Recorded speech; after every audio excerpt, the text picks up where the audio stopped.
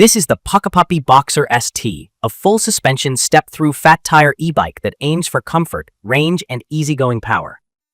My first ride impression was simple, smooth and cushy. It feels like the bike takes the edge off every crack and gravel patch. And it does it without asking much effort from me.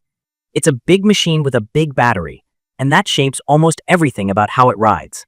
The frame looks clean with the battery tucked in, and the step-through design keeps the standover low. I do notice the rear shock living in that step-through valley, which slightly crowds the space. I can still step through, but it's not as open as other step-through frames without rear suspension. The 26x4 fat tires fill the stance nicely and give it that secure, planted look. Build quality feels solid in hand, 6061 aluminum, hydraulic disc brakes, and a full-color display that's readable in bright sun. It's heavy. On my scale, it's a bit over 80 pounds, and the payload rating is generous at 400 pounds. That weight brings stability on the road and on light trails. But it's not fun to lift into a car rack or upstairs. The cockpit layout works. Throttle on the right, controls on the left, and a Shimano 7-speed with a trigger shifter on my unit. Earlier notes I'd seen mentioned an over-the-bar shifter. But mine is the trigger style, and it feels better and safer off-road. My bike arrived during the current promo with the accessory pack: rear rack, fenders, mirrors, phone mount, lock, pump, bottle holder, and that saved me a bunch of add-on shopping. From my experience, the Boxer ST is tuned for a low-effort ride. The pedal assist uses a cadence sensor.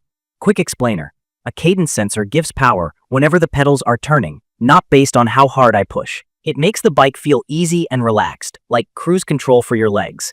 A torque sensor would match power to my effort. But that's not the setup here. Speed-wise, the assist ramps up predictably through 5 levels. In PAS3, I cruised around 20 to 22 miles per hour without trying. In the highest level, my display showed 30 miles per hour on flat ground, which is over the typical Class 3 limit of 28 miles per hour. So I set the top speed back down in the menu to keep it street-friendly where I ride. Throttle tops at around 20 miles per hour by default, and that's perfect for days when I want to just roll without pedaling much. On hills, it behaves like a fast cruiser, not a mountain goat. Throttle only on steep grades slows more than I'd like for a bike this heavy.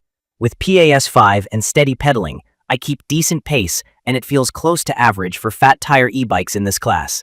If your rides include a lot of throttle-only climbing, plan to help with the pedals. Range has been a highlight. The 48-volt 20-amp-hour battery is 960 watts, and that's a lot. On calm paths with PAS1, I stretched past 70 miles and still had juice left. On my normal commute with PAS3, about 200 pounds with backpack, I've gotten right around 40 miles per charge. On trails with more throttle than pedaling, 30 to 50 miles is realistic. Charging with the included 2-amp-hour charger takes a while, from low to full. Mine typically runs around 9.5 to 10 hours, so I just plug in overnight. Faster charging would make this even better, but for now, I plan my rides and it's fine. Brakes are stout. The hydraulic stoppers bite hard and give me confidence on descents. Under a panic stop, I did feel a little shudder from the back end, which I suspect is the rear shock getting overwhelmed. I also noticed a light creak after a few trail rides, and the fork felt sticky right at initial movement on a cold morning. It's entry-level suspension with long travel and fat tires doing most of the comfort work, so it's plush and forgiving but not refined. Still, on pavement and gravel, I like the floating sensation. It's stable in corners, surprisingly nimble for its size, and the fat tires calm down loose surfaces. Key features that stood out to me are the 960 watt-hour battery, full suspension with an adjustable lockable fork, 26x4 tires, hydraulic disc brakes, a step-through frame with a 400-pound payload, a color LCD with decent settings control, and a right-side thumb throttle. The little things help. Walk mode makes pushing the bike up ramps much easier, and the lights are integrated, so I don't have to manage separate batteries. The included accessories in my promo kit were a big value add and made the bike commute-ready out of the box. Comfort first. The combination of fat tires and full suspension soaks up rough pavement, trail chatter, and pothole edges. I can ride longer without feeling beat up. Battery capacity. In my opinion, 960 watt-hours is the sweet part of this bike. It lets me commute, detour for coffee, and still have enough for an evening loop without range anxiety. Accessibility. The step-through design makes starts and stops easy.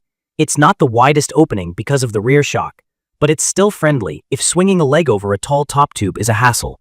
Stability and speed. The frame feels planted at 20 to 25 miles per hour, and when I want to get moving, the assist brings me up to pace quickly. I love that I can cap the speed in the settings when needed. Value with the accessory pack.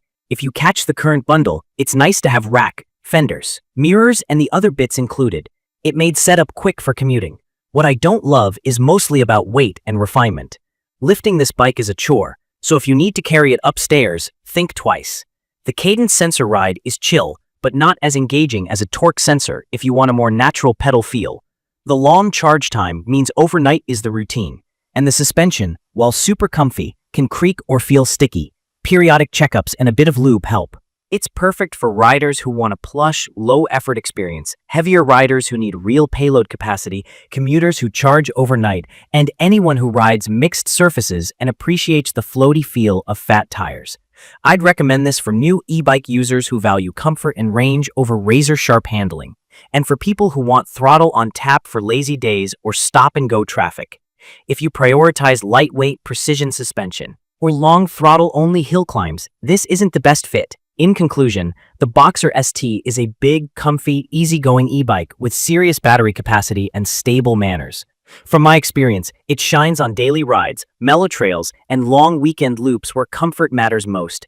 It's not a featherweight or a technical climber, but it delivers a relaxed, powerful ride that makes me want to keep pedaling, and sometimes not pedaling at all. If this video helped, hit subscribe and drop your questions or your own experience with the Boxer ST in the comments. Thank you for watching.